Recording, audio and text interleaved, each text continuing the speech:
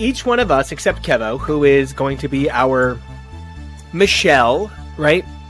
We're going to pick 5 queens based on some values. Now, what Tori did, Tori's an incredible genius, and Tori went through and created a document with every girl's placement, and then kind of like we determined what the challenge types were, and we came up with Tori, what's the acronym? I believe that it is CUNT, Charisma, Uniqueness, Nerve, and Talent. And we came up with values for each one of these motherfucking girls and how incredible they are. This is just about how great every one of these girls is. We are here to celebrate what makes drag so powerful.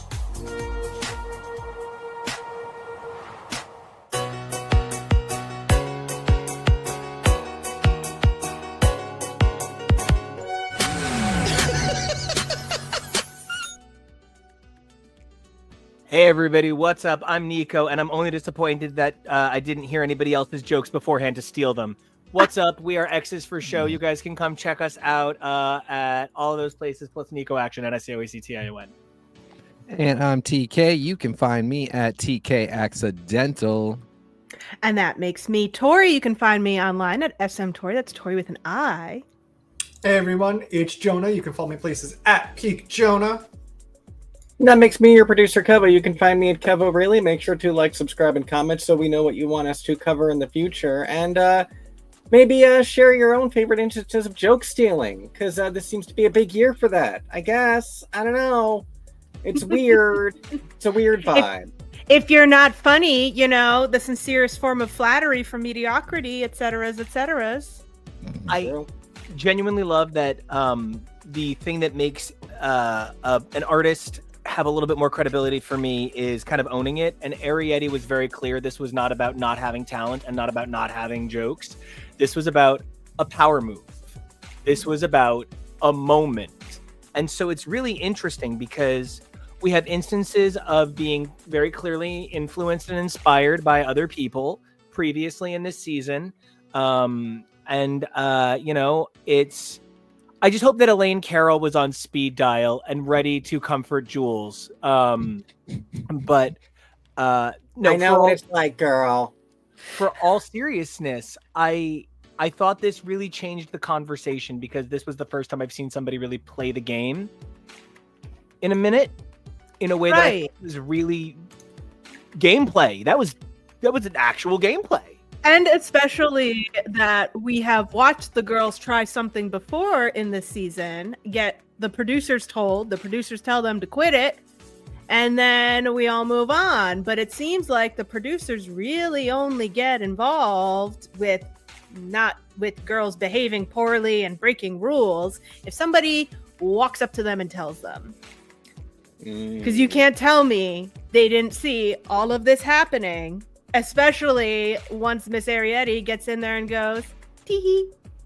It was a comment that you made while we were watching it. One of my boys here about the fact that Michelle was in the room and heard these draft jokes. So like, it was very strange to me that there was no mention made of it at any point. I was very, very taken aback. Jules is a bigger person. She had her trim stolen and she had her joke stolen and she didn't say nothing to nobody. She got that bionic spine. Maybe something about it is controlling her emotions. It's kind of like an Otto Octavius situation. I got really invested in some concern about the rules. Because there are rules, and they have been mentioned that a person broke them. Willem never specified what happened. Later, things were said. I mean, never specified at the time that she was kicked off. During the reunion, some things are said that Willem has said are not the reason that she was kicked off, or the rules that she broke, or that she broke a lot of other rules, and everybody breaks the rules. And you know, there are things they're not supposed to do, like ever leave their rooms for any reason. And so many girls would like fully exit and go out and like go to bars and like go see drag shows. And plagiarism feels like a different kind of rule breaking. You know, like the girls going to the bars, it's bad and wrong, but you know, obviously a big point of it is we can't have you here, you know, breaking your NDA. We can't have you revealing secrets. And if none of that happens and nothing they've done has given them an advantage or changed the game, they just went out to they went to a Hamburger Mary's or something. I guess, you know, I don't know. I guess that's fine. Sort of. I can see the logic there. But Jules sits in the confessional and fully says she plagiarized. She saw somebody's jokes and she fully was like, I took those jokes, which is plagiarism. And it's, you know, there's ways we can say it's funny and it's cute, but I at a certain point I'm just like, well then what are the rules? Because even if this is cunty sabotage and, you know, it makes for good TV and ultimately doesn't matter because Arietti went home anyway, it's literally plagiarism. It's against the law, I think, right? It's And do we Like, well what? you go ahead, Kevo. I just want to be clear real quick that Cunty Sabotage is actually the name of the Beastie Babes' first record. She's Miss Fierce Alicia's well, daughter. are we Got starting it. a Beastie Boys drag tribute Folk group? band? Yeah, Not again. I'm telling y'all, it's sabotage. I'm sold on this. You really hit exactly what the problem is. I think back to earlier in this season and Lexi's drama with the tarp. Yeah. You can really see where it was genuinely a mistake because I'm Right. sorry, but the basis of the challenge, your garment looked like a tarp. It was supposed to. Yep. Anya was embarrassed, but she didn't sabotage you on purpose. This is like if you spray painted someone's garment on purpose. Right. If you ripped their garment on purpose and don't get sent home. So what are the standards of ethics at a certain point? And obviously Jules, oh, sorry, go ahead. I'm just saying that I think perhaps it might be that if you do something that's going to end you to the win, or you do something that causes someone to be in the bottom, although we haven't seen that yet, because I think I'm saying that Willem won on the episode she left on. And I'm not saying that her behavior changed how the placement was, but I do think that there is a certain amount of, if we know that you're behaving poorly and yet you're still doing too well, and it would be a problem if we didn't give you that win that week, then I think it would have come up. I think if Jules' jokes were actually good and were delivered correctly, we would have seen more conversation, but because Jules' jokes were not as well thought out as others, and Arietti was just really proud of having stolen them, we would be having it would be a different thing. I hope it would be a different thing. I do think it affected Jules's performance, though. I agree, but I don't think that Jules's jokes were good enough. I don't know if she would have been in the bottom. That's my concern. I wonder too about if she went to her producer and was like, hey, she stole my jokes, and that producer was like, don't worry about it, regardless, you know, she's going home. That's thing one that I wonder. Thing two is, and this is something we talked about, you know, Gottmik fully stole an entire Nikki Glaser routine. Basically word for word, basically joke for joke.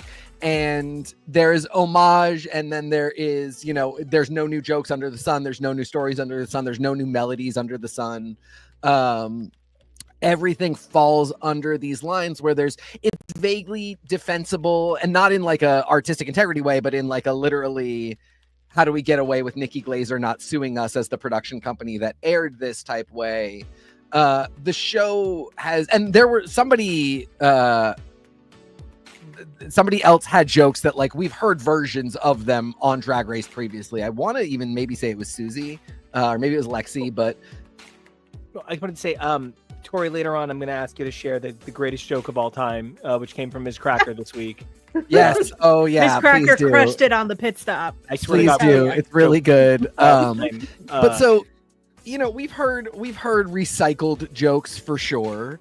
And part of me wondered if World of Wonder having been so tangential to the joke recycling business sort of said, if we actually bring this up, particularly with a girl that I think the producers knew was likely to be going home, if we bring this up, maybe there is even footage. Maybe it did come up and they didn't air it, because if we bring this up, it's going to come up all of the times that this show has had that happen, basically just as clearly. Let it slide, not done anything about it, not addressed it.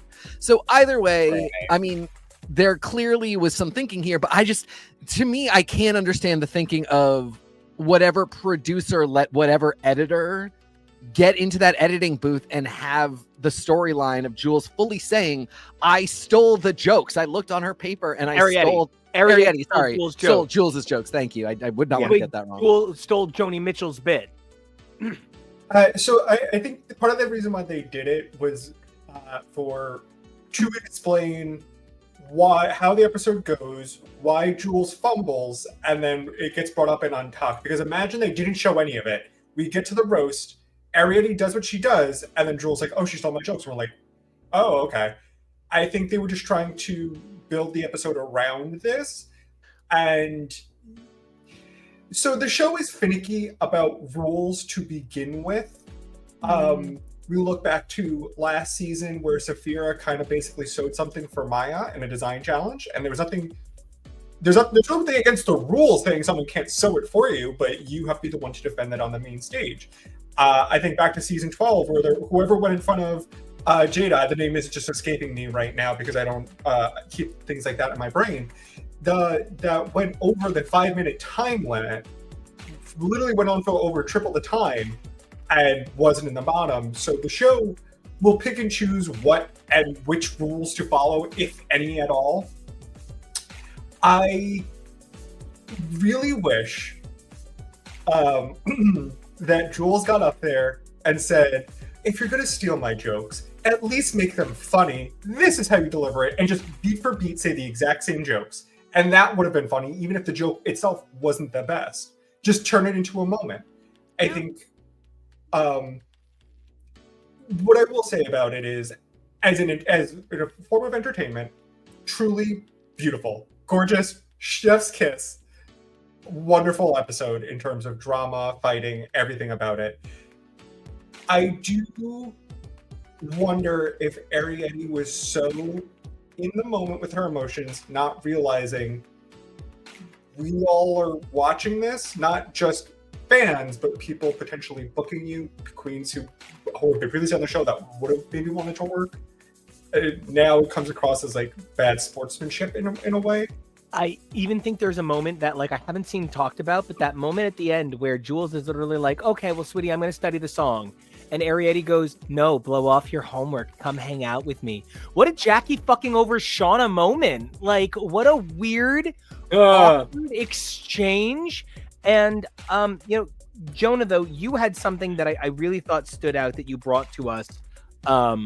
There's stats that kind of even make what's unfortunate is like if Arietti were in a moment that could be provable, if every girl who's ever gone her position was always sent home every time, I'd accept it. But Jonah, you provided some digits that you did. The data is damaged. Yes. There's often this narrative that the show sometimes likes to get in the girl's head, because I'd say it that way, because I have to imagine a producer or somebody, the story producers are saying to them, are you worried about your position? The position in the roast has not, will not, ever matter.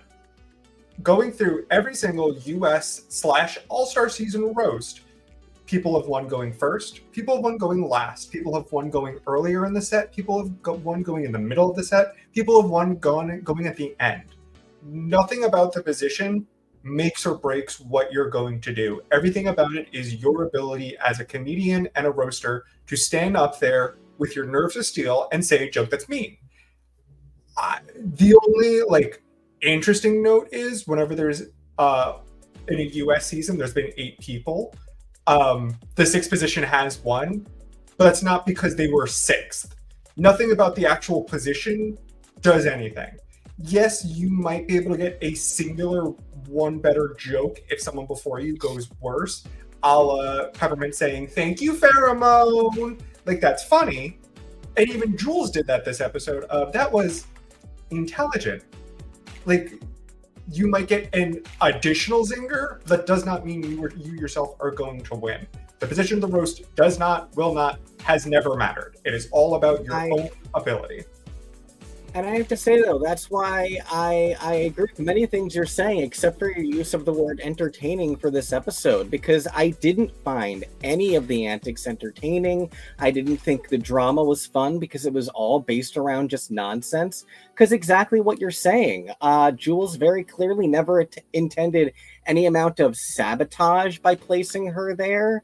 And the antics from her, and to a lesser extent Lexi, I'm just becoming more and more disappointed with two artists that I thought were amazing at the beginning of this season. And I have only really lost so much devotion to Arietti that I had at the beginning of the season because of these things. I will say what we seem to be getting from this show, kind of a little bit more the long way round, that is giving it to me the value of what we got from Canada last season and the insane conversations that were happening in Canada, these beautiful, emotional, intelligent, cultural conversations. Here we're having a lot of drag decorum conversations and drag mental health conversations and drag race mental health conversations. Kevo, I had the same reaction and I'm still there, particularly with Arietti, but I also, after a minute, was like, this is a mental health thing. And, you know, I said to you guys in the chat, Arietti had Nina Bonina Brown syndrome. Like, this goes beyond her reaction is the reaction of somebody who doesn't have all the tools. Now, that's not an excuse. There are still ways that you can't, your behavior is your responsibility no matter what. And we all have mental health issues. We all choose how we behave, but we also all have certain tools and privileges, and so there's not an excuse, but I can see somebody who needs to do work on that kind of confidence. And similarly, like, it's worse with Lexi again on the show. Who knows what's happening in her real life, but that level of spiraling and that level of starting to conspiracize about what's been done to you, particularly when you can't see the very clear thing of that was the position you asked for, and like Susie wanted a similar position and Jules couldn't give it to her. You know, I could not take down Jules, but the thing I would say to Jules is like, and again, this is just not a tool set that she might have, but there were so many better ways she could have explained what she did. And thank God for Anya coming in. And so, God, we love Anya. Anya's got the tools. And then we get into a discussion about how, you know, people of color have to come in and kind of wipe everybody else off the floor when they're just being... You mean wipe everybody else off the floor? Go Lana Geray. We'll get there. God bless Lana Geray for finally joining the chat. But you know, oh yeah, Anya really jumping in multiple times to try and clean this up, and then Anya and Susie just getting a platform for 20 minutes to talk about exactly all of this with just the two of them. And also, which the final point of this, Anya and Susie have a few moments this episode and the previous one where they say pretty harsh things to each other about like stuff they don't like, and they still have so much decor because neither of them, they're fine. They have the stamina for this show. They're fine. They don't have to like each other. This has been the thing. Anya said it weeks ago when Susie was in the clown stuff. Only thing that matters for Susie is that RuPaul likes it. You guys not liking it and having this meltdown only hurts you. And I said then, Anya, I don't think really liked it, but Anya knows that doesn't matter, so she doesn't need to talk about that. That's energy wasted. That's camera time wasted. She has played what she does on... I mean, she's a hero to me. Like, she's the superhero of drag, because I'm like, you have superpowers. What are you doing? Yes. Because you see somebody like Arietti who has the superpower of incredible look, the ability to change makeup 3 times the entire for a cast challenge in one hot twink. I mean, come on, but she is the Sentry because she's her own void too. She has her own weakness that just absolutely ate her up this competition. So anyway, this is for me all of the things that are going through my head while I'm watching this episode, and I'm absolutely fascinated. I'm bummed that Arrietty went out this way, and it did sort of shake my love for her in the same way that Alaska behaving insanely that one time really shook my confidence for her. But it's not going to stop me from wanting to follow her career. It wouldn't stop me from wanting to see her. I don't not root for her. More than anything, I just want her to get all of the support that she needs so that this never happens again, because it sucks to feel this way. It sucks to do it on television, and it sucks to possibly lose fans because not everybody is having nuanced discussions about it. They just go, oh, that's icky when you act like that. You're out as my number one. Go ahead, Jonah.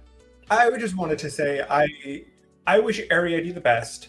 I could tell she genuinely did want to win. It's not like there are people there who don't want to win, but I can tell that she really did have that hunger. She really did have that drive. She just might not have had the specific skills that Drag Race always asks for at this current time.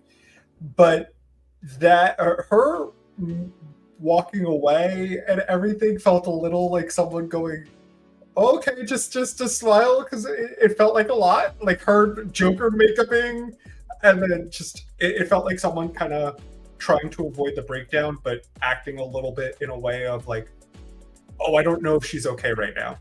If you get really big when you're really upset, people think that you're being big, not upset, and I get it. Tori, you were gonna say. I've been thinking a lot about how this season seems to be kind of the transition point, because these are the kids who we're starting to get to the point where people joining the show were 5 or 6 years old when this started. And so I think, TK, you were talking about drag decorum conversations. And I think these girls are coming from the next generation of drag, because these girls are all within 22 to 27, except for Anya Nerve and Lexi. Yep. And Susie Toot has an asterisk because she's an old soul. But the she was rest born of in them, the 1920s and then transported 100 years into the future. Yeah. I hurt She my was- back one time, and Tori shows up and decorates our Christmas tree for us in her 20s. Like, literally, there are people who know what an old soul is. Yeah. And so like so I think that a lot of these girls are coming from the idea of, 1, drag is on TikTok. 2, drag is now like a sport. Like, if you train and you do well when you're super young in college, you can spend 4 years, and then all of a sudden, ding, you get to go to Drag Race. You can be drafted into Drag Race. And I think that mentality, oh yeah, we have a draft. That mentality makes for a very different drag queen. I am not saying that any of these girls are here saying that they're not here for the love of drag, the art of drag, the importance of drag. But I think that there is less of that.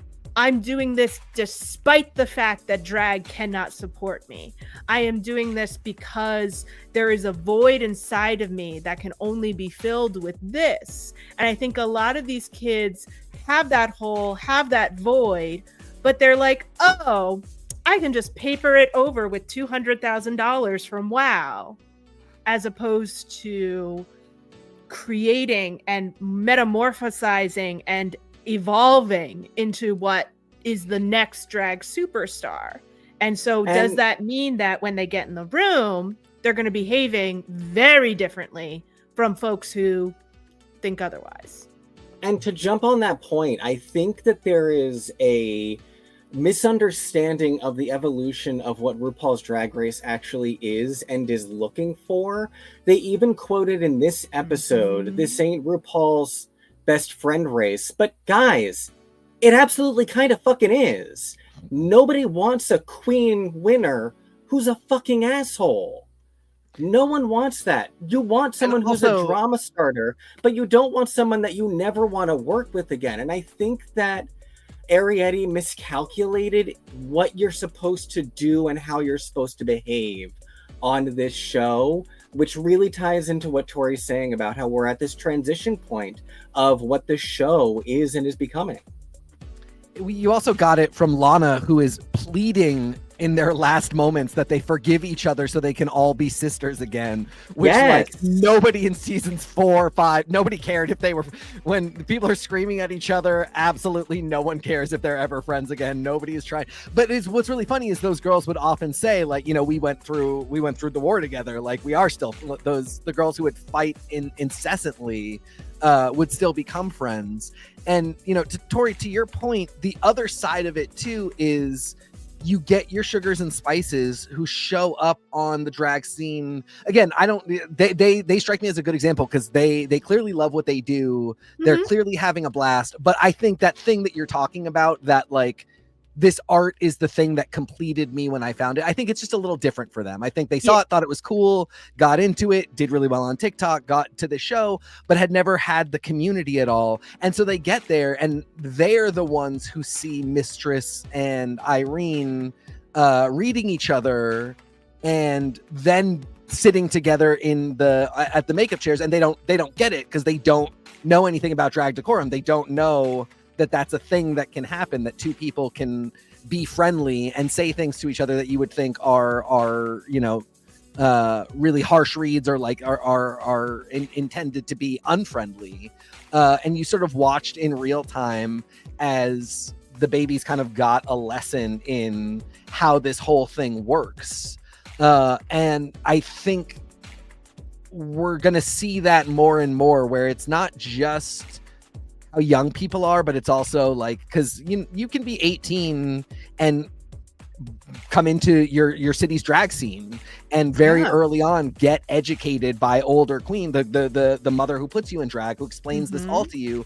Or you can be a girl who does the entire thing in your bedroom and you never meet another drag queen, but you get really good at the art and the makeup, but you don't know. And that still allows you to do things like dance, act. Like you could have all of the skills, but just have never had the community and not in any way know how to interact with other people in your field. I had no idea that it was cool to be a white, cis, gay drag king and I gotta be honest, something that I am definitely coming to realize is like the phrase drag performer with a full-time job is actually like a different kind of thing that's like, you point at it. Like it's a different thing. And like, as somebody who didn't realize that I was even allowed to enter the realm of the drag world until so many incredible performers welcomed me with their huge open world view of what drag is, until so many people told me I belong and I am welcomed, I felt kind of like I wasn't included. And TK, you're really talking about something that I think is becoming central to the narrative of Drag Race. We've made a lot of comments about, well, this version should be comedians and this version should be look queens. I don't know, man. Maybe one should be performers and one should be non-stagers. And there's nothing wrong with that. But like, it really is, not everything is a protected class, obviously, but every group of people is a unique class who deserves respect and the understanding of culture. As my mother, my sainted, perfect, brilliant mother likes to say, everybody serves an example, even if it's the bad one. And like, so every community's got room. It just happens that most drag communities are wonderful and kind of do belong here, no matter the journey they've taken. That TK, you just pointed out so many great journeys that are like being showcased. Yeah. And it's one of those things where like, not every chef digs in their own garden, butchers their own animals, but they can create something super polished that doesn't make them less of an amazing culinary artist. I love that example because it speaks to me, because it's also, that's my drag world. I cook professionally. I make really, really good food. My weaknesses, which are, as of today, you're going to see a Blue Sky post coming up later because I made an amazing meal that looks so fucking ugly and was such a mess to create. I can't take photos of my food and I can't plate very well. And that's like, if I were on, chefs, any chef competition, Gordon Ramsay would read me to shit because my plating is absolute garbage. And when it was show me the most delicious plate, that's where I would go home. Except for me, I would learn and I would plate. But the other thing is, I don't not part of, just because of the unique job that I have, I'm not part of the food community in my city. I know a lot about it because of how I was raised, but it would be very easy to get into my job and not know anything about how kitchens actually work. And again, it's a really similar thing where like, I mean, I think it's actually toxic and horrifyingly bad, but you know, your head chef at your restaurant might berate you to the point that you think this is a person that wants you dead, only to discover that they actually think you are fantastic at your job, and that you're indispensable in the restaurant. That's just how they talk. And if you go and you never have known, I mean, people are finding this out through The Bear, which makes me want to anyway. But you know, if you go and you've never experienced that before and you've never seen that, you really might go and think like, oh, I should quit because this person has told me repeatedly that I should quit. When in fact, that's just not the case. And similarly, like Mistress might say something to you that makes you think, you know, or Plain Jane might tell Susie Toot, you made me hate drag. And if you've never known any of this, you might actually think Plain Jane really like thought you are ugly or did bad. Or cared at all, or had an opinion, or thought about you ever again, when none of those things are the case. No. And it's so funny because in that same sort of kind of gauged reaction, one of the things that I came to understand is that there actually are like within the realm of evil chefs. One of the actual loves of my life, one of the most beautiful men I've ever seen, and then he went out and was a real person and ruined it all for me, is Chef John Tesar, who I think is like a gorgeous man. And then one day came out as really, really anti-union, and I will never be okay with him now. And like, I, within the context of the show, understand him as a man who cares for making sure that young women get to make it through the cutthroat male world of culinary arts. And then I know that there's this other chef, Katsuji, who is, in my opinion, the most evil reality competitor of all time, but does work for immigrants in his community. So what do I know?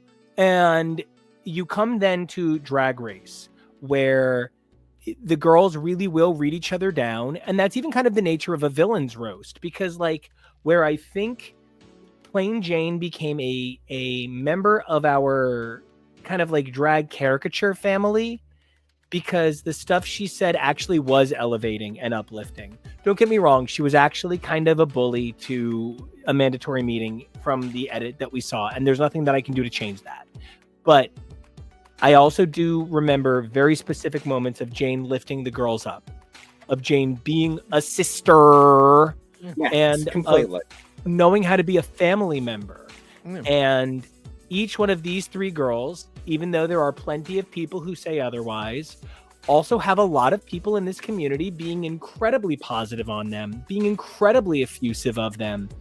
Whereas, to bring up a point, Corey did not get an edit that gave her the opportunity to be a supportive, loving sister the way Jane was. I certainly don't think that she didn't have those moments back, you know, behind the scenes and backstage. I believe that this incredible, funny, warm person showcased those narratives as well. They just didn't get edited in, and that is ultimately what shapes that Jane will go on to be somebody who gets Rue clones, and Corey will go on to be somebody who gets, you know, the drag world equivalent. And I use clone really lovingly because what am I but basically, you know, Orville Peck and Tori Amos. I don't get a choice. But I just really feel like there's something really beautiful to be said about the fact that Jane, a villain, got an edit that made her human enough where she showed up for this roast, and I don't think Corey will get that. I can see how she might not. She might though. You know, she deserves it. So yeah, she would. Plain did better. That's the big thing, is Plain did better. And so eventually it became the show's job to humanize her in order to make it feel like there was any chance that she was, she was a top 4 contestant. Corey did not get that, but you know, we were all really charmed by Corey in the pre-launch. Yeah, she was one we all, and that was all that, you know, I believe that all took place after the fact. And she has done, you know, a lot of her press since the show. Her attitude has been really different. she could turn this around. She definitely does not have the advantages that Plain got, having been a top 4 contestant, and ultimately, through maybe the edit, through maybe just luck of the draw of the conversations that came up, she did get to have a few moments where we did see that, like, despite being very prickly and, I don't want to say socially inept, but like, socially ambivalent, we still did get to see that really that side of her. All it takes is being the queen that everybody on Reddit says she was the best at the meet and greet. Her number was the best. I was shocked. Her number was the best one there. And Crystal. Crystal, I think, is already doing better than that. And I think Crystal's going to have a wild summer, but it'll be interesting to see where Corey goes. Cause yeah, I think there are whole sides of her that we really did not get to see. I definitely agree. And I think that's always something that you can say about a lot of these girls, that like there's going to be parts that we did not see.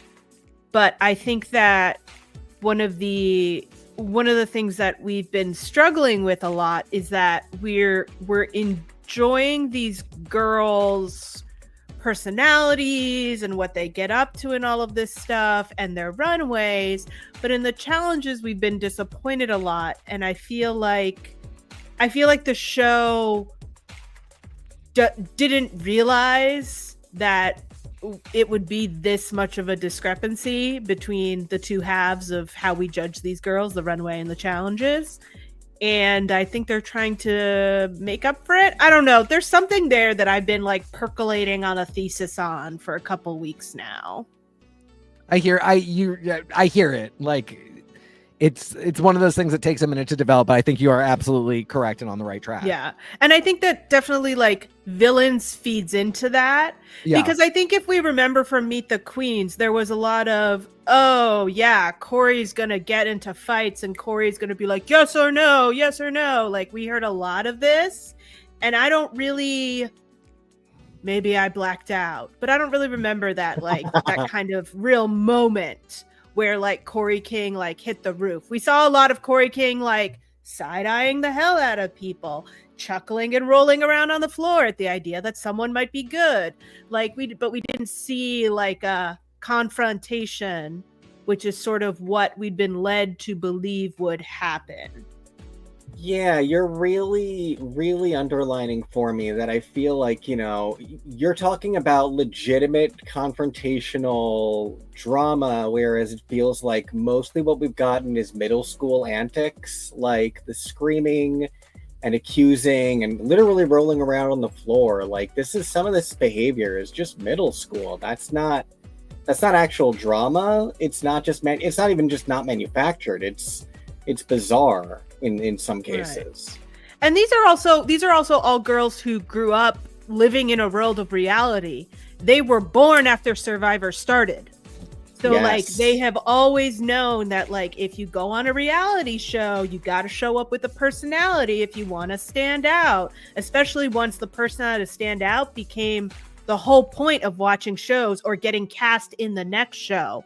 If you're not fun on Real Housewives, you're not getting the Traitors. If you're not fun on The Circle, you're not getting the Ultimatum. Like, it's that kind of stuff. So if you want to hitch your ride to something and then your talent doesn't work out the way you thought it would, you can turn just reality TV churn. And I think that's my only like one of the few things that's making me still be a little hard on Arietti is like, yeah, this is part of culture now. In order even to take care of yourself, you need to go on to reality TV knowing enough to know the thing that everybody, if you've watched any, I mean, maybe you lived under a rock and who knows, but like, you don't get control of the edit. Everything that's literally what I was about to say. Yeah, everything that you say can and will be used against you. I don't think they're aware many of that though, and that's the thing. And I think that's something this generation is also learning the full truth of, is how much you're genuinely not in control of your own edit, no matter what you behave and no matter who you think you are or what you're told. You aren't in control and you don't know what the final product is going to be.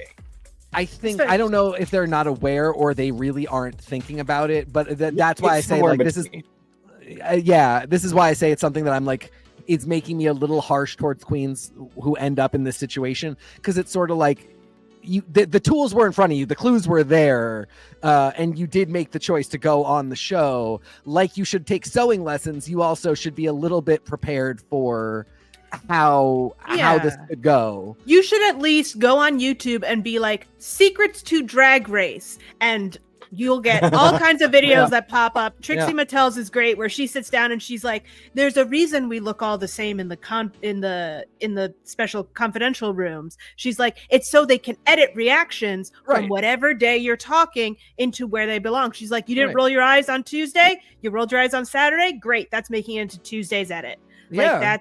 And I think that we are becoming more aware that producers are choosing to do that. I do believe that when reality TV started, it was a little more cut and dry documentary style. Yes. And now they really are like, oh, we can basically,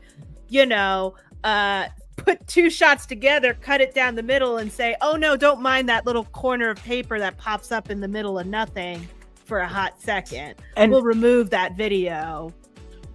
There's something magical to what you're saying, because it's something that I even experienced within the world of podcasting and podcast editing. At one point, I was the kind of podcast editor that was like, oh my God, I know he meant to say he thinks it's really good, but he said, I give it an A+. Oh man, it's good, And so it sounds like the person is saying it's not good. So I then got in the habit of being the guy who was like, okay, I know they said it's good here, cleanly, great. I'm going to cut that in. I'll borrow that and I'll put it together. And then I got to a point where I was like, wow, I mean all of this to like save the world, but like it's one step away from this is not good. Change everything else. And like it's one step away because you're still altering the truth. And I think part of what we do run into is that, and I'm not saying this of Arietti in the least. This is, Arietti is a consummate professional with years of experience under her belt. Not for one moment am I saying this about her. But we do have a certain type of person that KEVO and I like to watch Netflix documentaries about, who believes that the universe will not implode on them when they blow up a bridge. And like, there is a certain type of person who believes that it's the Dennis from Sunny. The person who believes that the footage of them will reveal that they were a god. And like, there are people who do not believe for one moment that the edit will betray them. And it's where it's created a culture of people who behave like, a lot of reality show turned politicians. And I'm not even specifically singling out one. Reality stars turned politicians is basically what the WWE is a pipeline for these days. So, Literally. we're even if you just Marianne.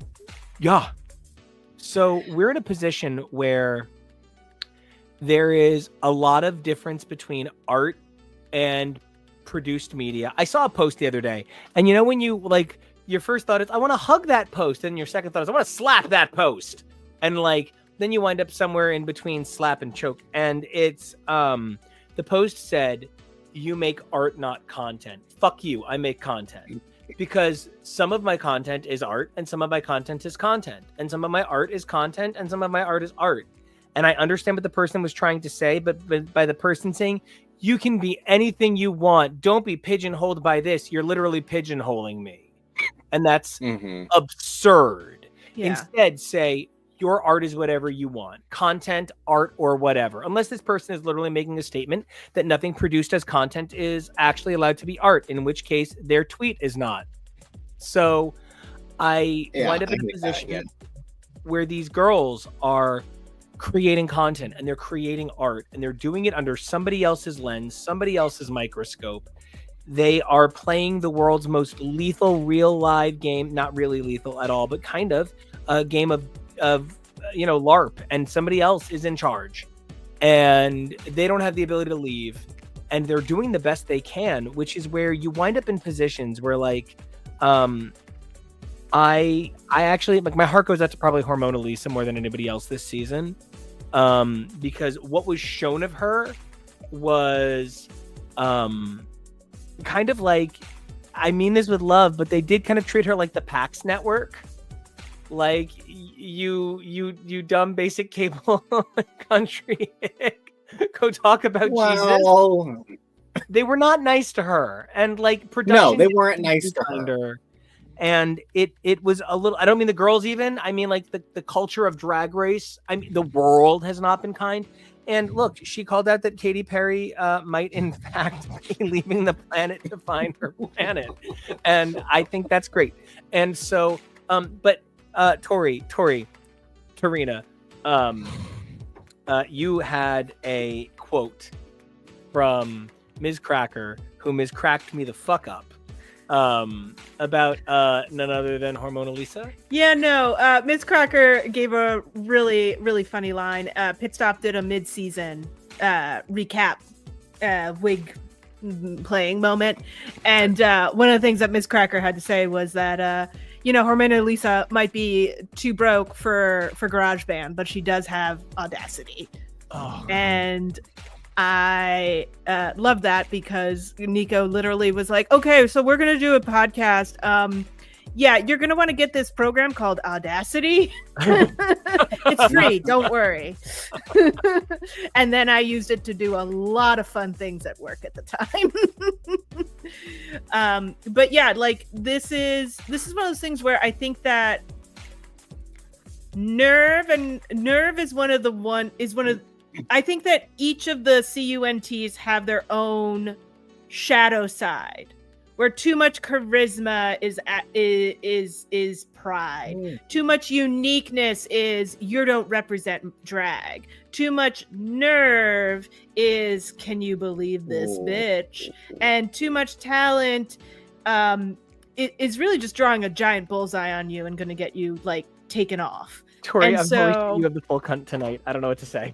Wow. And so I think that like Hormona having that much nerve to walk up to RuPaul and say, I have brought you this, is A, nerve, but B, too much.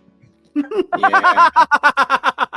Not too much is allowed, but too much is not. And I think there was a way where Hormona could have walked in the room and been like, I know it was such a crazy stunt, but I'm just like you girls. I'm here to prove myself to RuPaul. She should have had little cake for everyone. Why does she have to? RuPaul knighted her specifically to come on down. If that happened, if Fran Drescher called me up and said, hey, Tori, I need someone to help me run SAG, I'd be like, hi guys, this is my tweet. I work for her now. Goodbye. And like would be on cloud 9. So I think, yes, there's ways Hormona Lisa could have been a kinder presence in the room. But I also think we burned a witch is what we really did. And like, honestly, like sometimes like JoJo after an episode will message me and he'd be like, oh, NICO, you are just the best podcast host. I love you so much. You're so great. And it makes my heart warm because he says that to me and it makes me feel so good. But if I messaged JoJo right after a show and said, oh, JoJo, I am the best podcast host. I love me so much. He would be like, okay, Bear, have a good night. How many gummies did you make? Agree, but we can't say that today. Exactly. So, like, Tori, you really exposed a cultural phenomena that I forget would extend. If somebody is popular and they say I'm popular, ooh, that's the first crack. And call poppy syndrome. Yeah, I'm fast. I do also just want to like jump into the actual jokes for a second. Lydia, I think what we're not saying is enough about you this episode because what you gave was a great performance. Frankly, I do think Susie and Anya always deserve to be in the top. Like psychologically, I think they are maybe one of the greatest duos in the You're history conditioned. of Drag Race ever. Are they just setting Anya up for the win? Like, she's always the host of these things. It's wild.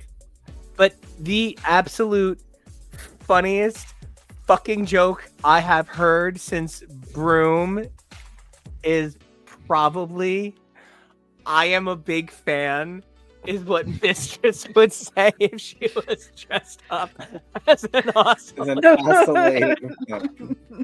I swear to God, they got her with that one. Lydia. There's two really great animated jokes that I don't think get enough credit, even though they get a lot of credit. It's the Tori Amos oil spill bit from Bob's Burgers, and it's KEVO doing David Lynch on is it Family Guy? The David Lynch Christmas special from Family Guy. It has to be Family Guy. Yeah. Don't look away. Like, it's literally it's a severed thumb. It's exactly right. Lydia captured something that was so perfectly animated. It was magical. She was a Disney princess. She was incredible. And I unfortunately, I completely agree with everything. So now to go to the bad side of it, this sort of proves that the criticisms are correct. Like Lydia being Lydia is really funny. None of these jokes are Tim Burton inspired. None of these are not understanding who David Lynch is. None of these are like when Lydia is Lydia, which is a lot less referential than she says that she is.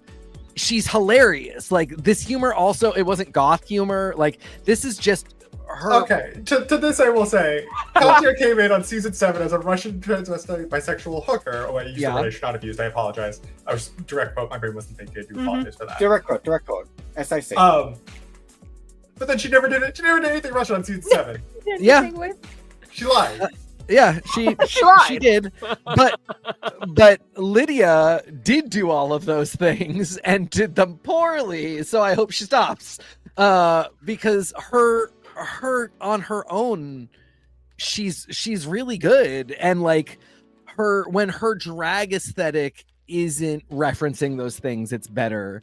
I'm sure they did inspire her. I'm sure she watched all of those all the like the directors that she talks about. I bet that stuff gives her life, but it's actually not what she tends to reference. And when she does, she's not getting the references a lot of the time. So when no matter how much they may have inspired her, when she doesn't attach herself to them, she does better. And I fell in love with her for this one because this was just raw, unfiltered Lydia, and it was in fact really good.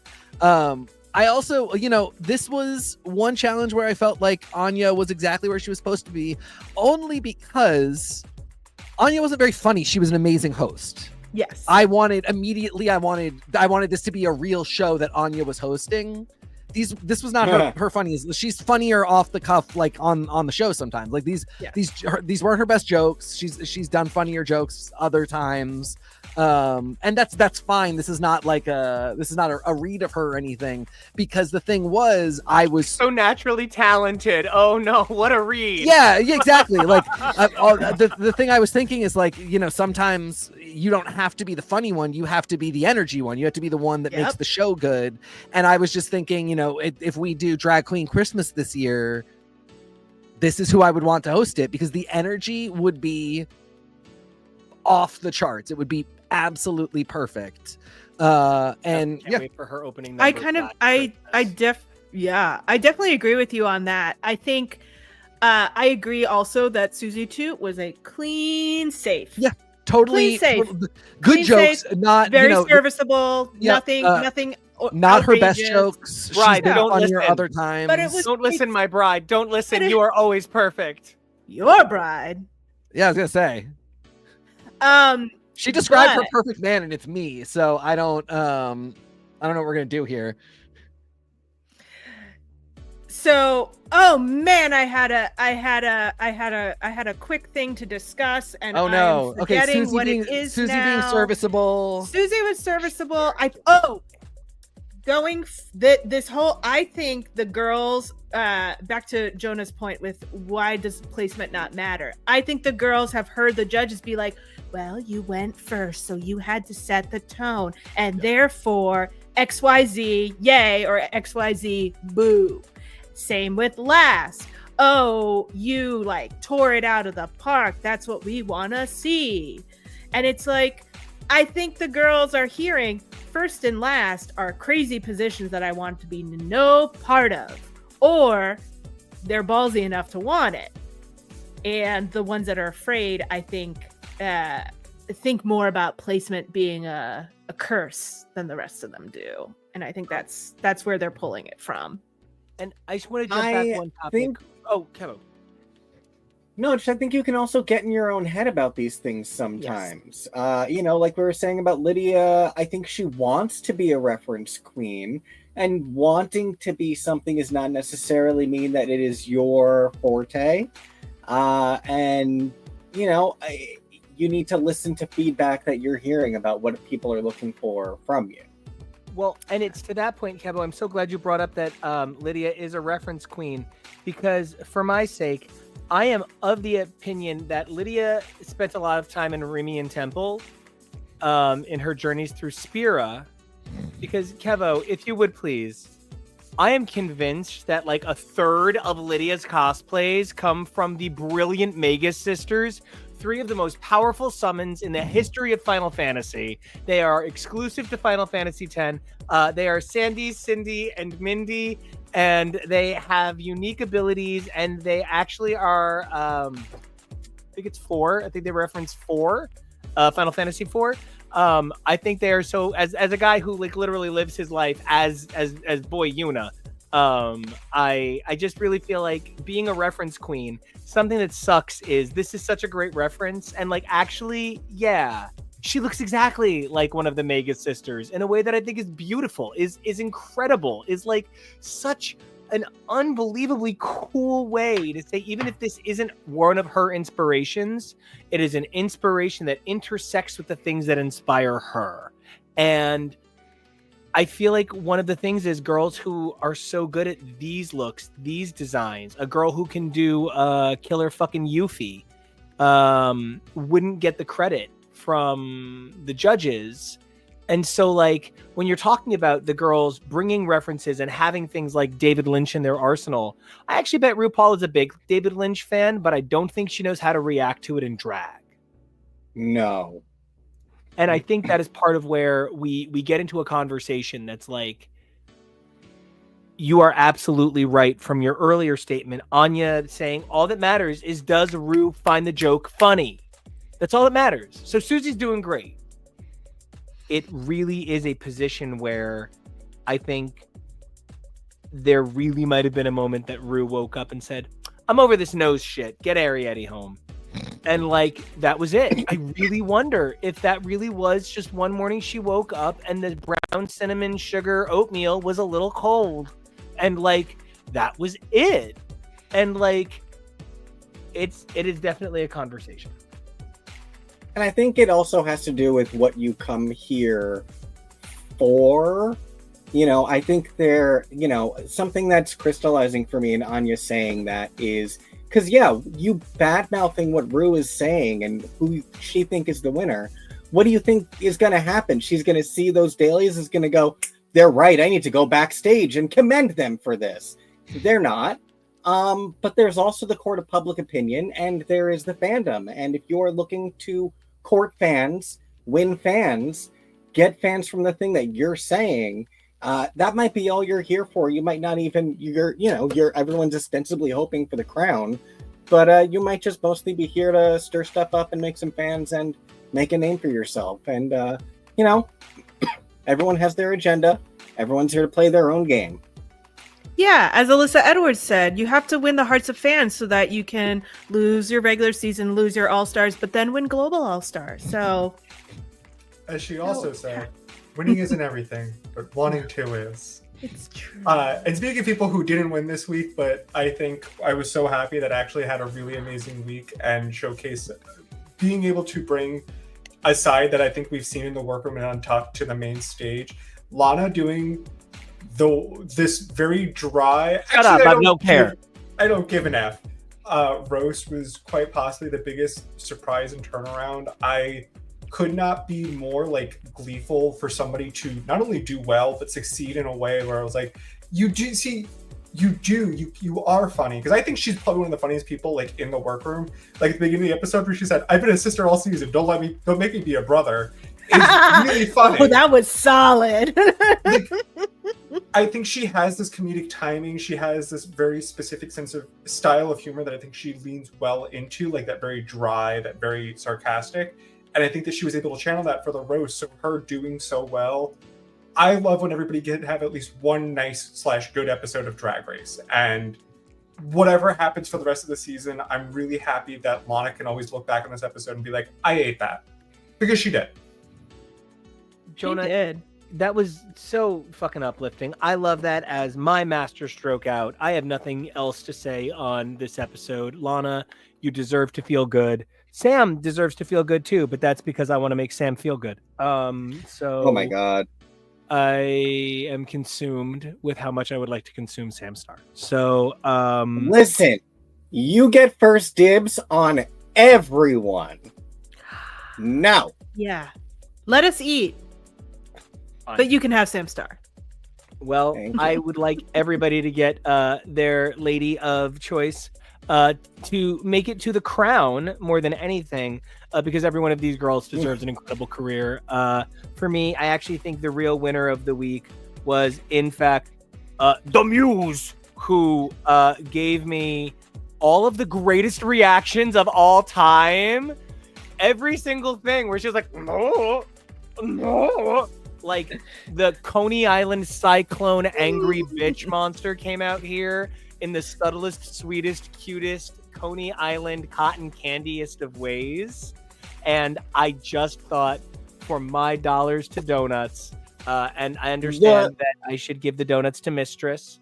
That's everybody's joke, evidently. That's the one joke you guys had. She has that beat. Yeah. She is that fucking good at dancing. She is that unbelievably dominating and in charge of everybody in the room. She is such a controlling person in terms of like how to have a conversation. So many things you could have zinged her for, and the only thing you could think to go after Mistress for was her weight. That was a bummer. It got exhausting. Yeah. Mistress is so fucking funny and so fucking cool that it was a bummer that you guys had one joke for her. Like, no one even went for Texas. Like, no one even did a everything's bigger in Texas joke. Like, that at least would have been like 2 layers in there. And I know that I just read Mistress shit, but for the 7-layer cake that is Mistress Isabelle Brooks. Look, I did it again. There's also like softball fat jokes. Like the big fan joke wasn't a huge barb, and a lot of them were like huge really barb, sharp, and that was all they had. It was. I mean, there's also, you know, like there's losing to Sasha Colby. There is, you know, the repeated chest bumps when she did. Like, she has other things. We're reading Mistress so hard. Well, no, yeah, I mean, yeah. I mean, in fairness, Plain is going to gag and die when she watches the Monopulence episode and watches Susie Toot roll out with this outfit. Yeah, that's where Done. Plain got this from. She was like, "Fuck, I don't have an outfit." Susie's like, "I got you. I got it for you. I got You're gonna you. hate Don't it. worry. Love my roast. But yeah, I mean, like it's yeah, you know, they're always gonna go for the fat jokes, and God, it's Mistress, so she knows. But it would have been cool to see people go for other things besides the low hanging fruit. Yeah. I love that Kandy didn't seem to expect how even soft they went at times, where Kandy was occasionally being like, "Hey," I'm like, "You're Kandy Muse. Are you serious? Did you think this was a honey roast? This is a regular roast of you as villains." It was cute though. Yeah. She was so sweet. She was my favorite. Very endearing.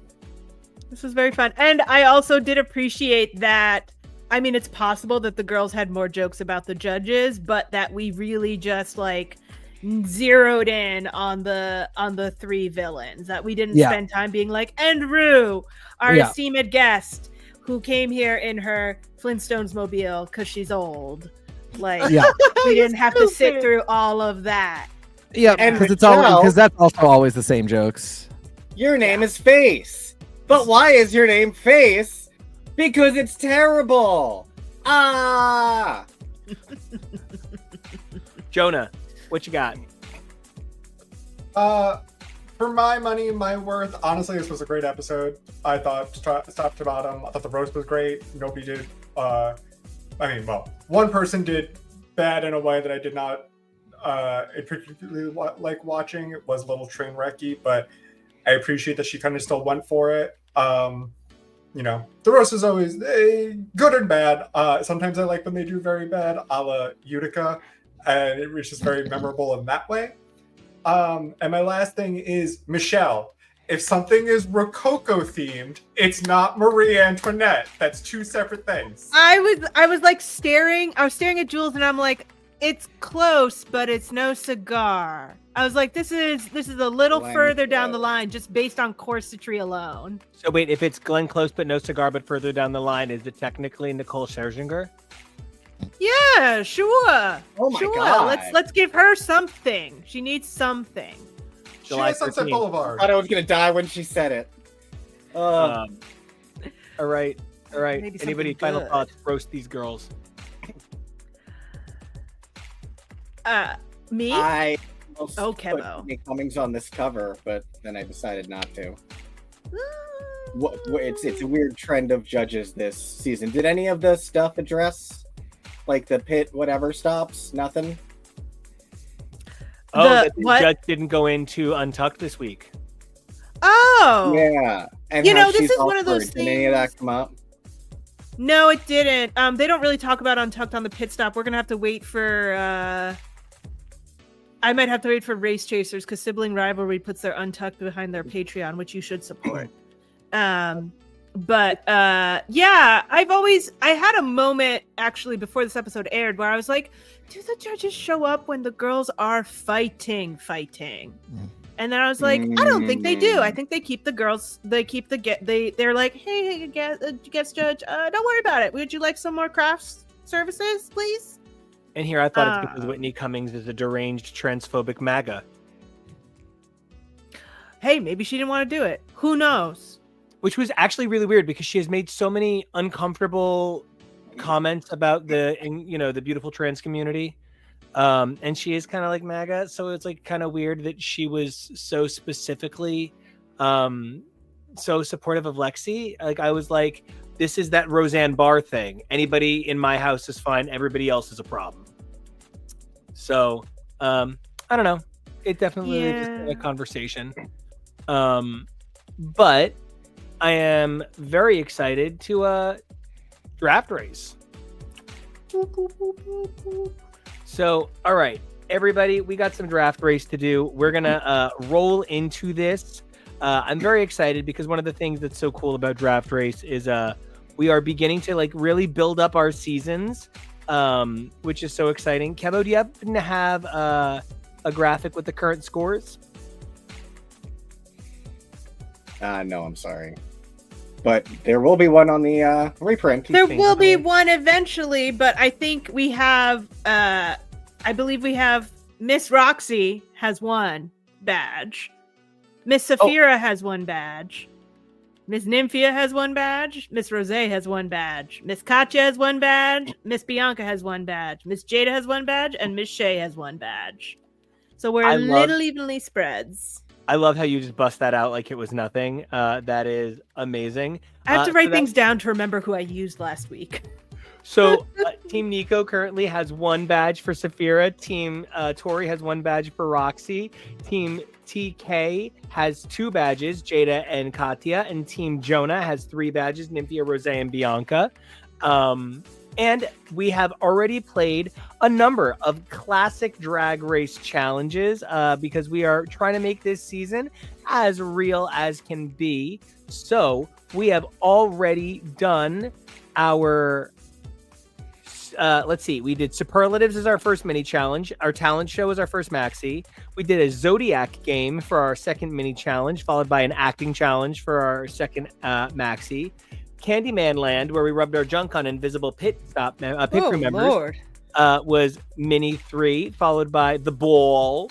And then for Mini 4, we did the Reading Challenge, and Girl Groups was our maxi.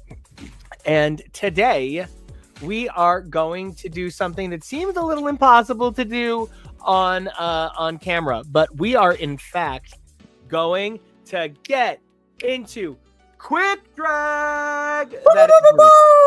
So what we have is we have a template image. Kevo, can you flash the template image for us, please, when you get a moment? No rush. Mhm. And this template image is going to be what all of us edit in Microsoft Paint. We're going to get 2 minutes to edit this guy in Microsoft Paint. You get 2 minutes to get into quick drag. And then when you are done, you're going to send your image to Kevo. And Kevo is going to display them. And we are going to vote on who had the most spirit of the assignment quick drag. It's just, no one cares. Everybody's favorite. Nobody actually gets butthurt. So just have a good time and vote. Does anybody have any questions about the assignment? Boop, boop, boop. We're doing face. We're doing hair, accessories. We're making a whole human here. That's great. I love that. If you want, you could draw a tiny little body coming out of that head. We love it. All right. I'm going to set 2 minutes on the timer, right? I guess I will find the clock app on my phone. It's like, seriously, if you need the clock, you can't find it. If you need the calculator, you can't find it. Anything else is fair game. Okay, ready, guys? Oh, wait, no. Do you guys have your paint open? Yep. Your face template? Okay. Mm-hmm. 3, 2, fun. Get it.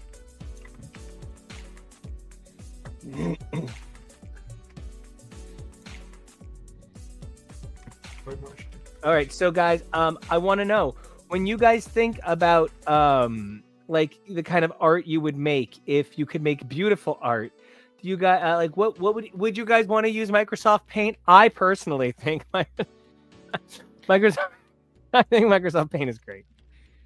I mean, Microsoft Paint can do a lot of really gorgeous, wonderful things.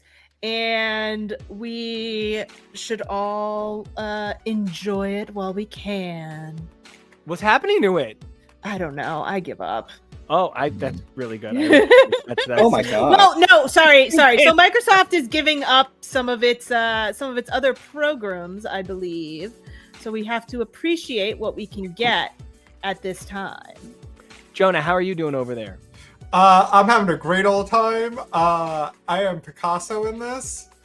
Like any pink.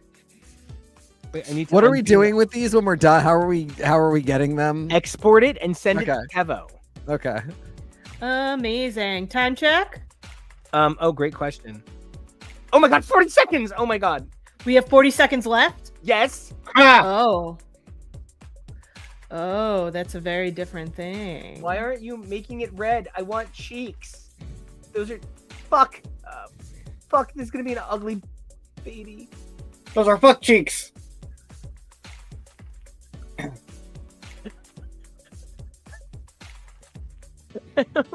Okay.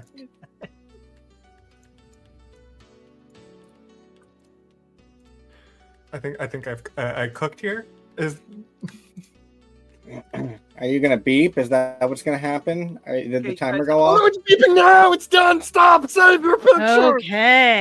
Okay. Let's Everybody get this sucker. Put your name in the file for Kevo to make his life a little easier. Fucking. I'm like a teacher still, you know what I mean? Like, I might have moved into like corporate. Like, guys, can I tell you, having like a job that is like not fucking dealing with children all day has changed everyone can tell you it's changed my personality. I am like so much less frustrated all of the time. It's amazing. You're frustrated with new things now. Oh, and those are fine too. I should probably apologize to several people. You know what? I feel really good about my art. And you know why I feel really good about it? Because I'm not talented at drawing. And so... It can be a hindrance. It can be a hindrance once you figure out how to erase and paint. Listen, I'm a paint god. I make everything in paint, so I know where everything is. I will tell you what I have named mine. It is All right, so- fascinating how different people have taken the assignment. I forgot something. Guys, Andrew, can you do me a favor? Andrew, can you do yours in 2 minutes when you get a chance? And can you just send it in? Send it. I'll send you the beautiful file. Things. And guys, we're just gonna vote. We're gonna take a quick vote. We're gonna see so much magic. Wow, that's the word. Ooh, You know, what is the word? when I was working on mine, I did actually have a famous character from a famous like big epic film in mind. So it tracks. Nice. Man. So one of the things that's been actually really fun about this experiment has been figuring out how to get some of this into game format, how to gamify. I've been thinking too. And so, Tori, you want to help me out with some of these mini challenges for a few weeks? Because, man. Oh, yeah. Oh, to design some? Yeah. Oh, yeah, sure. I was 'cause I've thinking been about how to just- take what we've already done and turn it into, like, put it in a box, sell it at Toys R Us game. Yeah. Oh, 1,000%. Because, I have been, this side of, okay, guys, I'm gonna put 3 pictures, and you're going to find the difference. I have been a little unsure. As long as we don't do the female or she-male one that got cut that one time of what is this celebrity a lady or not? Yeah. I think we'll be good. It's actually a Shamali. You are correct. I was using the colonizers version. So the other thing that makes this game so fascinating is we are not operating as the queens for the most part. The closest we come really is in the mini challenges. Otherwise, we're producers. And it's really fun kind of navigating those 2 different roles. Yeah. It really is. It is a lot of fun. KEVO's got answers for us. All right. First. no, let's so I'm vote just gonna go in order, right?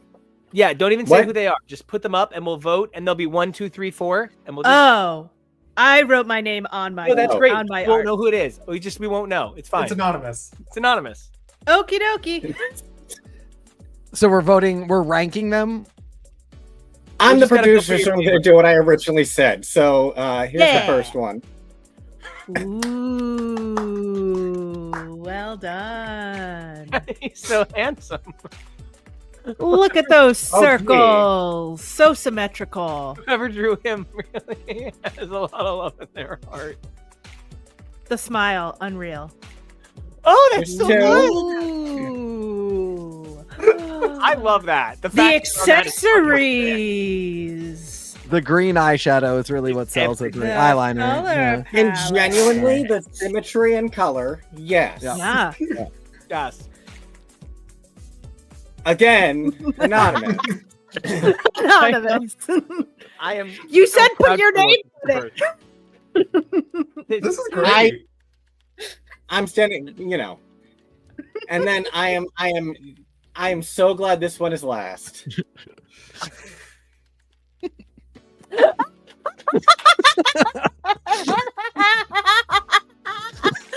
Mother.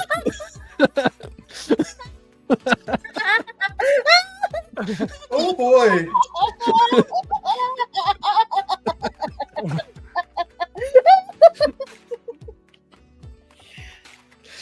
Katya wins again? Is that what I'm seeing? Yeah. I'm voting for number 4. Same, but number 2 really, really brings it. I'm voting for number 3. Yeah, I'll vote for 4. TK can win. Thank God you didn't vote for mine because I drew Gollum. So Gollum looks You- good in drag. I don't know who I'm thinking of. You have this like Matisse or something style where you're very about shapes and squiggly lines, and yeah, you know, it is what it is. I did number 2. Oh, did you? I forgot eyebrows, but everything else I stand by. No, your sausage Meanwhile, is amazing. I go, hey, can I get a time check as I'm filling in the second pupil, having only done the eyeliner and and him being like 40 seconds, and me being like, well, eyebrow. This is an nose, abomination. mouth. I have to put this in a video. I spent 90% I'm gonna have to of look the at time. this for a day. This Cheryl Hines abomination. You could tweet this at Katya and probably get retweeted real fast. Amazing. Okay. Gonna get us canceled. All right. Well, it sounds like TK won the mini challenge, and so he gets the maxi challenge advantage that we will present in a moment. But today is group improv,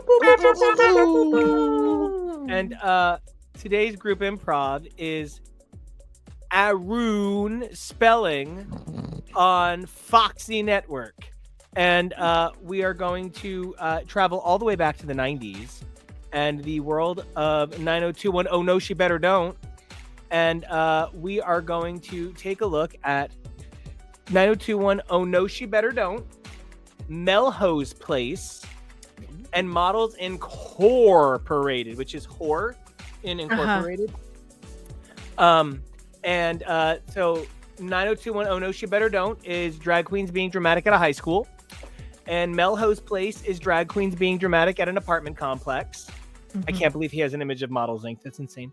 And Models Incorporated is drag queens being dramatic at a modeling agency. And so... Is there a fourth one? There's only 3. It's 3. Because we have 3 girls each, so each of our girls gets to go into a group. Yeah. So Okay. I get it. Yeah. Okay. Yes. And we've been separated before, but now we have to mingle. now we gotta mingle. Okay. And TK, Crazy. Yeah. once we tell you our girls, your advantage is you're gonna pick which girls are on which show. Holy Lord. Okay. Okay, all right. This is All right, handing hold Jules on. the reins just again. Isn't Don't it? worry, I'm gonna type it all up for you. You're good. No, I got it. I'm doing it. I gotta type it all up for me anyway. I love this Okay. game. It's chaos, top to bottom, chaos. It's full verse chaos. And somewhere Kevo is over here being like, "You're all gonna blame it on the edit afterwards." Blame it on the edit. So I'll be honest, guys. Most of it's raw dog. I just put in fun graphics. You're amazing. You're Our- amazing. our category is nerve. So you're gonna want to pick your girls with the strongest nerve value.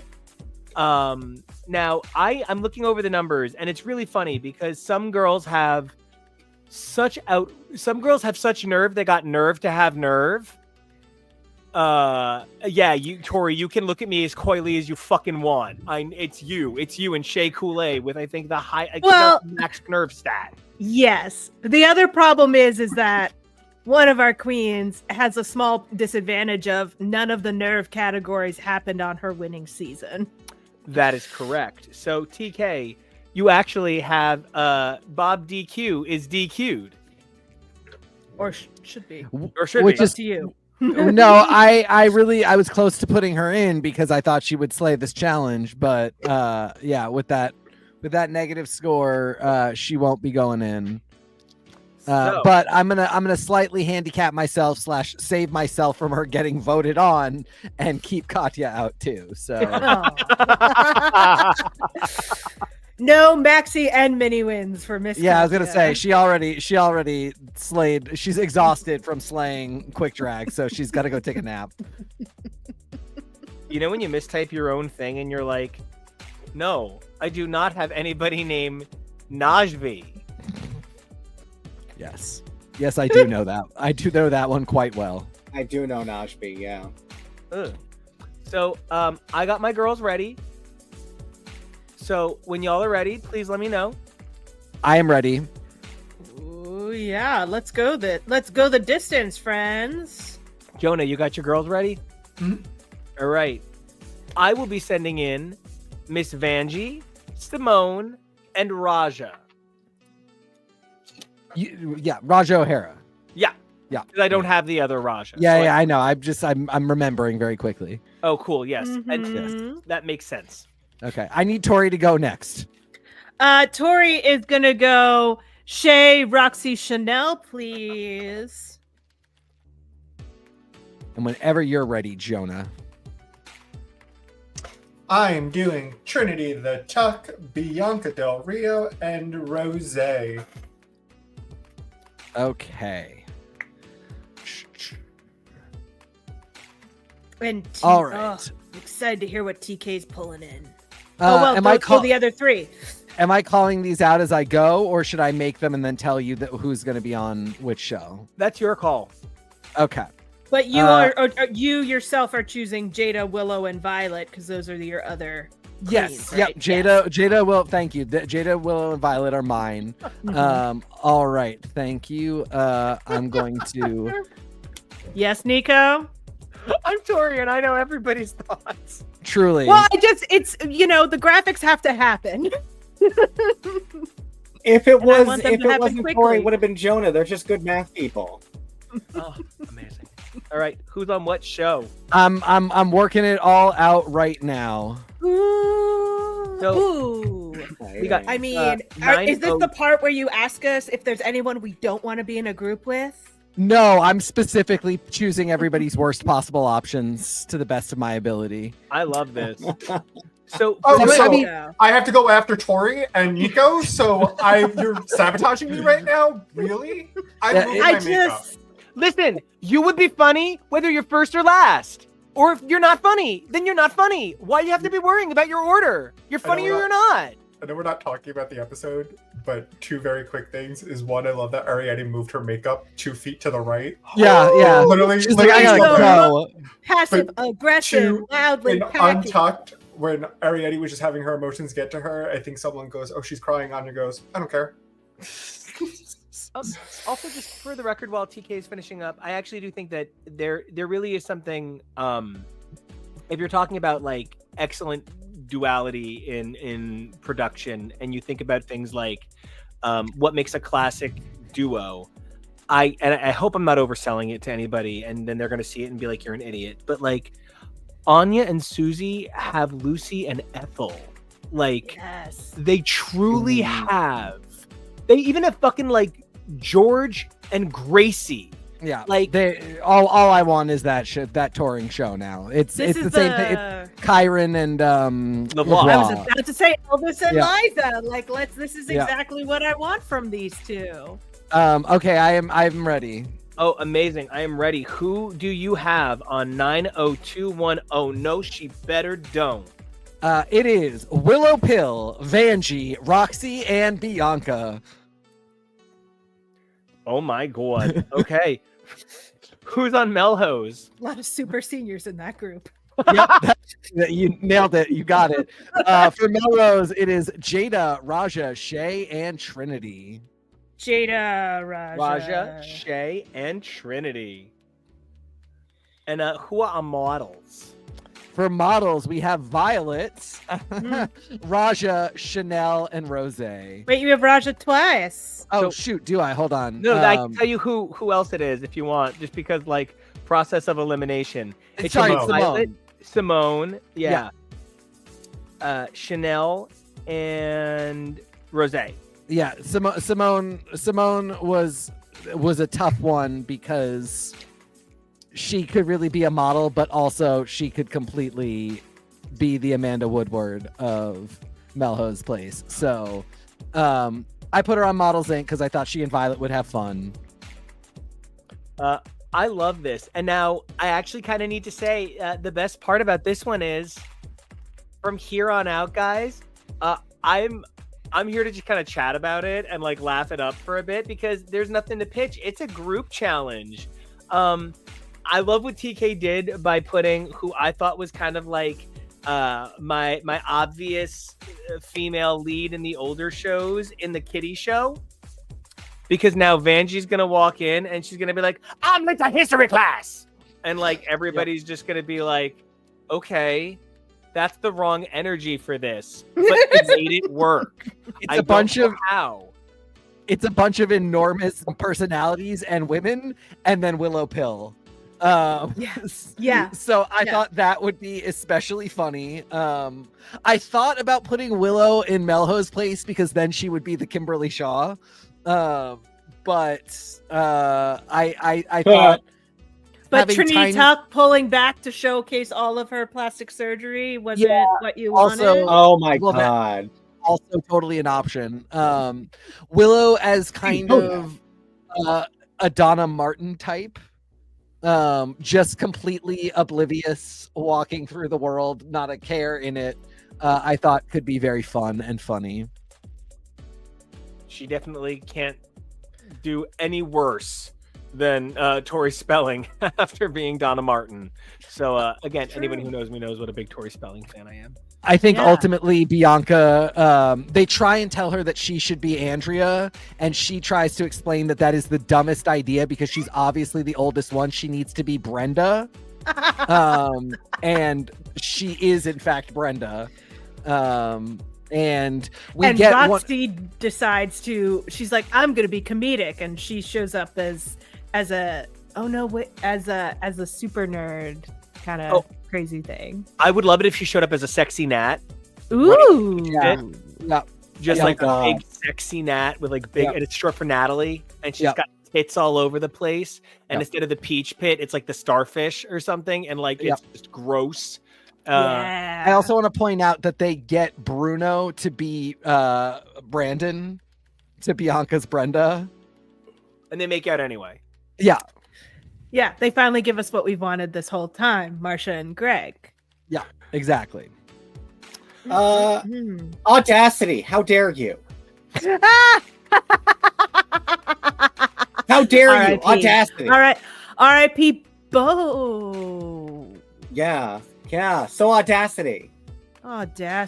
No garage band in sight. They need to have a Sandy and Danny love flying off in a Corvette into the sky thing. I still maintain I half realized I was gay looking at the amount of hair on Jason Priestley's knuckles.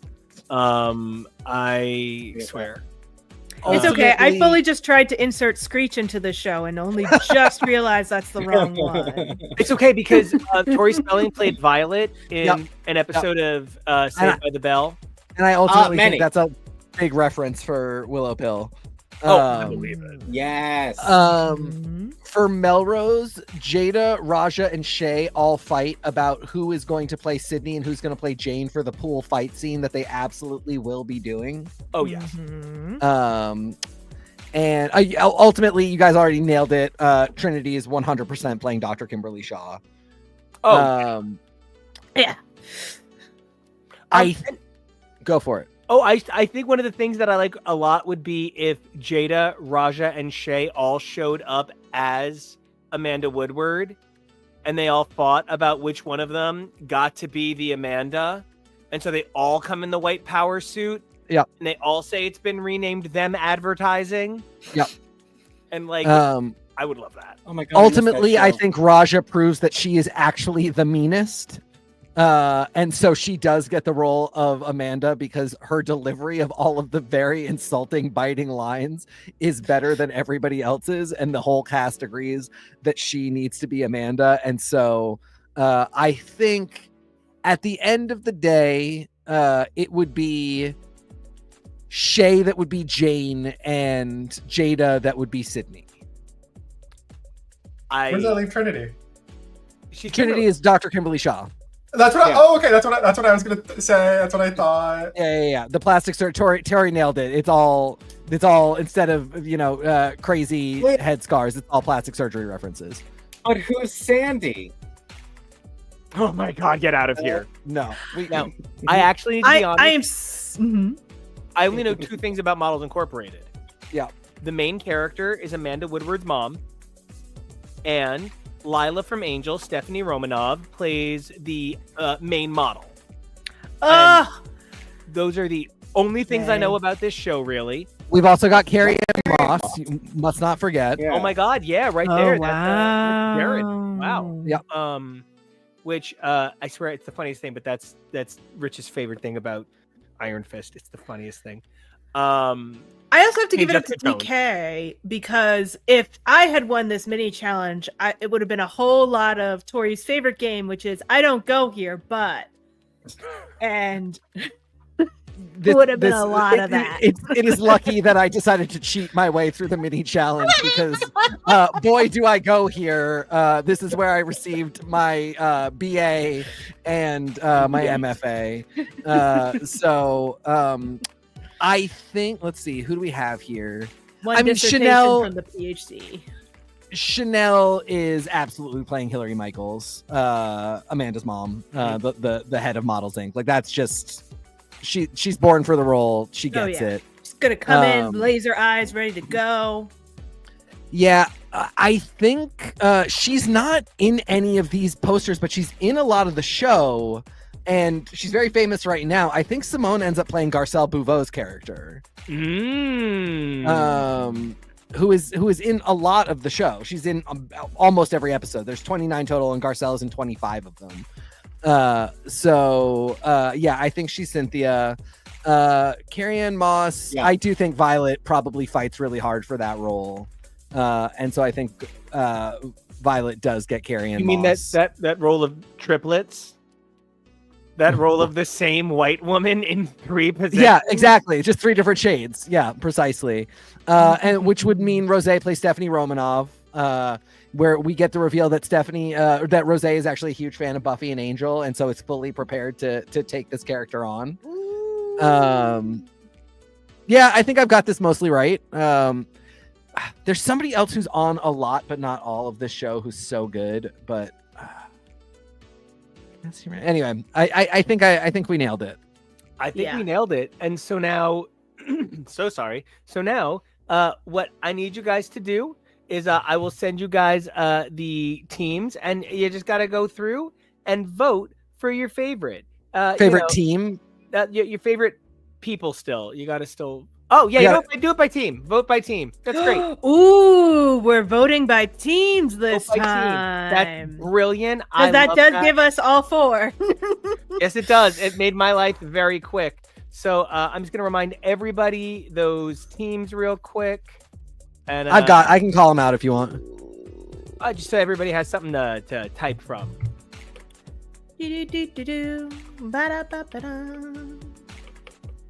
And remember to vote for first, second, and third, right? So just deliver your favorite teams, first, second, and third, right? Do you want me to call them out? Sure. So for Models Inc., we've got Violet, Simone, Chanel, and Rose. For Beverly Hills 90210 No She Betta Don't, we got Willow, Vanjie, Roxy, and Bianca. And for Melrose Place, we've got Jada, Raja, Shay, and Trinity. Amazing. So, that's really funny. Okay, so I guess Rich heard me talking about him, and he recommended that I use this ready for air face-tuned photo of him. Good Beautiful. Lord. Amazing. Wait, hold on. Bring it back. I missed it. Oh yes, that is exactly what he looks like. That's perfect. It really is. In the Batman shirt I got him, so I love it. But I am gathering those votes right now, and we will go from there. I am really excited because you know what, TK, when you said how are we voting, is it by team? You know, I was mostly like, oh, what a fun kind of wacky idea. And ultimately, I think it's just great. TK, you got to send me your second and third place. Oh, sorry. It's been Jonah, join me on this math. It's been a while since we've judged based on team. We've done we've had team challenges, and then in the real show, and then judged individually, even though we dangled a carrot of teamwork. It's been a while. Yes, it's been a hot minute. They mostly, it feels like they've moved away from teams because sometimes people who might have potentially been in the bottom will be able to get through because they had a stronger team, or people who do well on a team where other people might not have had the best night. They want to make sure they can highlight people despite it being a team thing. Okay, so this isn't like a Naomi Smalls breaking all the everything that the history in various ways. There wasn't one thing where we were like, wow, this person should have been in the bottom, but because they were saved by their team, we got stuck with blah blah blah blah instead. I mean, I could think of examples, but I don't think. And of course, there are examples, but I'm not saying like the public outcry of like. No. Well, I do want to say tallying this week was real fast because of our new method. Really love it. And it was actually really close. Oh. They are 1 point apart each. So third place is just 1 point less than second place, is just 1 point less than first place.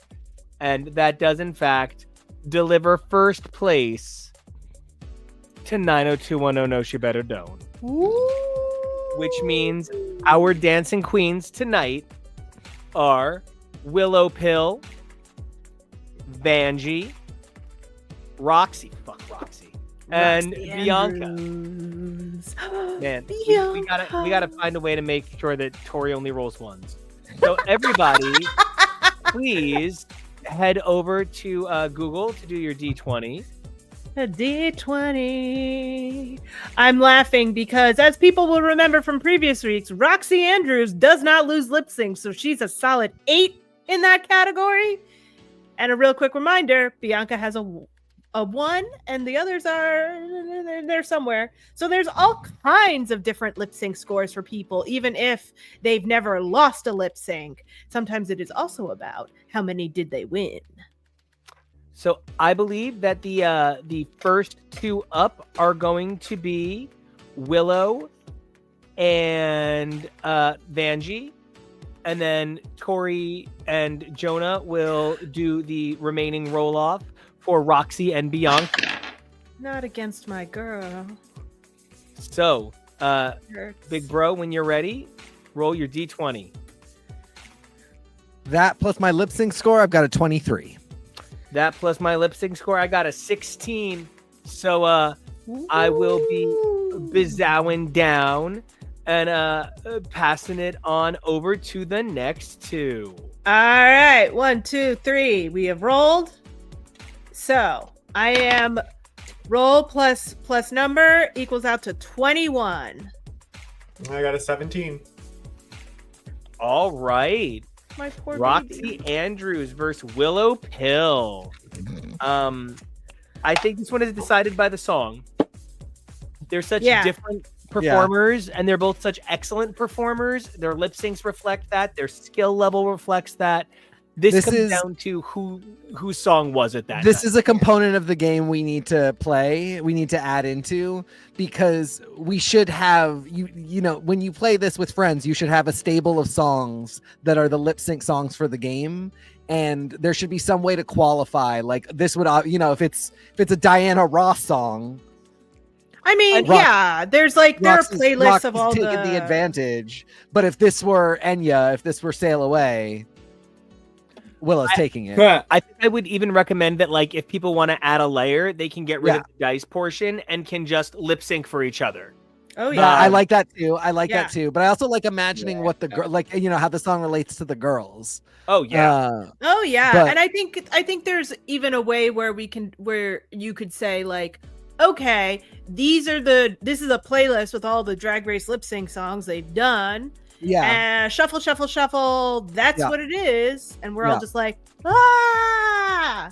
Because there's a big difference between Harry Belafonte and Shaka Khan. It's true. That is absolutely the weirdest duet ever, doing Mountains in the Stream. It's a brand new song because it has to be that weird. but I believe you two have to do a roll off now. All right, here we let's go. do this. It's to Mountains in the Stream. And we get, all right, so mine comes out to 25. God damn it. He literally can only come out to 25 Oh, maximum. it's tough. No, that's what I got. So you rolled a 20 and got a 5. Yeah. Oh, you did? Yeah, I have 5. I have a 5 for my lip sync, and I rolled a 20. Badges for everyone. Badges for 2 people. So that brings us up to NICO has 1 badge for Saphira.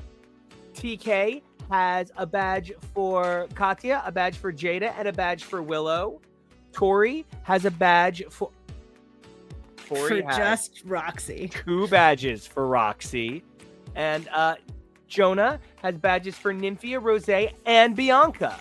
Ooh. Guys, this is the most fun thing in the world. I love doing this. Next week, we've got a special challenge. We've got a really exciting mini game. I can't wait to bring that all in. It is so cool having our first 2 badge queen. That is so incredible. And I can't wait to come back and play more. But until then, Jonah, what if people want to follow you? What if they want to know more about you? Where can they do those things? You can find me places online at Peak Jonah. Tori, what about you? Same question, but about you. Well, you can find me online at smtori. That's Tori with an I. And I am fascinated. KEVO, not just producing HTML, X is for podcast and X is for show, 3 amazing shows that everybody can like, subscribe, and comment on all of their social media platforms. But where can everybody find you? Mostly on those things, toiling away, making these repacks for you, making the show for you. You can find us at AwesomeCon next month, where we are going to be part of the convention's Pride Alley content. And we have a panel on Friday night, April 4th. So come check that out. And in the meantime, you can find me on the socials at KEVO Really. That's KEVO REALLY. I love it. TK, our amazing coming in hot with the brilliant casting tonight. Absolutely earning your casting director status, sir. Where can everybody find you on the interwebs? You can find me fan casting every Aaron Spelling show, a lot of other primetime dramas at TK Accidental. NICO, where can everybody find you? They want to hear music that you've written. Where would they do that? Tell us everything. You guys can check me out at NICO Action. That's NICOACTION. You guys can check out my music at NICO Action Music. NICOACTION MUSIC. Right? You guys can check that out on SoundCloud, YouTube Music, and more. But like I said earlier, X is for podcast, X is for show, HTML, like, comment, subscribe. We love you. But 3 things you guys can do for yourselves, more because we love you. Number 1, stay safe. It's crazy out there. Number 2, be brave because we love who you are. And number 3, evolve daily because who you were yesterday, incredible. Who you are today, phenoms, but who you are tomorrow, that is the dream. And we cannot wait to be here. That was so creepy. And we cannot wait to be here with you guys being weird. And until then, we will see you. Bye.